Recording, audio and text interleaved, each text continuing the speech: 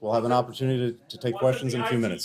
এভাবেই টেনে হিচড়ে এক সাংবাদিককে মার্কিন পররাষ্ট্র দফতরের সংবাদ সম্মেলন থেকে বের করে দেয় নিরাপত্তা বাহিনীর সদস্যরা। এ সময় আরো অনেক সাংবাদিক থাকলেও কাউকেই কোনো প্রতিবাদ করতে দেখা যায়নি। I just wanted to share this morning.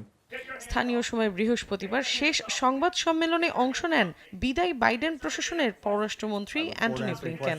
এদিন গাজা ইস্যুতে সাংবাদিকদের একের পর এক তীক্ষ্ণ প্রশ্নবাণে বিদ্ধ হন তিনি। এক পর্যায়ে গাজা নিয়ে বাইডেন প্রশাসনের সমালোচনা করেন স্যাম হুসেইনি নামের এক সাংবাদিক। মুহূর্তেই সবার সামনে থেকে জোর করে তাকে বের করে নিয়ে যায় নিরাপত্তারক্ষীরা। এ সময় স্যাম হুসেইনি বারবার তার গায়ে হাত দিতে নিষেধ করলেও তোয়াক্কা করেনি সংশ্লিষ্টরা। তাৎক্ষণিক সামাজিক যোগাযোগ মাধ্যমে ছড়িয়ে পড়ে ভিডিওটি। I was sitting here quietly and now I'm being manhandled by 2 or 3 people. You pontificate about a free press. You pontificate about a free press. You are hurting me. You are hurting me. You are hurting me. I am asking questions after being told.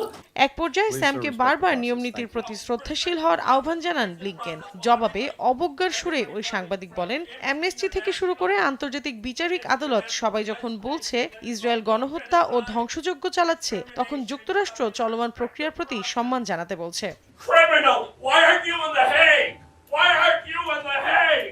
শান্তি চুক্তি আগে থেকেই থাকলে গাজায় যুক্তরাষ্ট্র কেন বোমা বর্ষণ করতে দিল, সে প্রশ্ন তোলেন ম্যাক্স ব্লুমেনথাল নামের আরেক সাংবাদিক। To address questions in just তোপের মুখে ব্লিংকেন বলেন, যুদ্ধে আন্তর্জাতিক আইন লঙ্ঘন হয়েছে কিনা তা নিয়ে বহু মামলার তদন্তে নেমেছে ইসরায়েল। তাদের নিজস্ব প্রক্রিয়া ও আইন রয়েছে জানিয়ে ইসরায়েলের সাফাই গান ব্লিংকেন। questions. Thank you.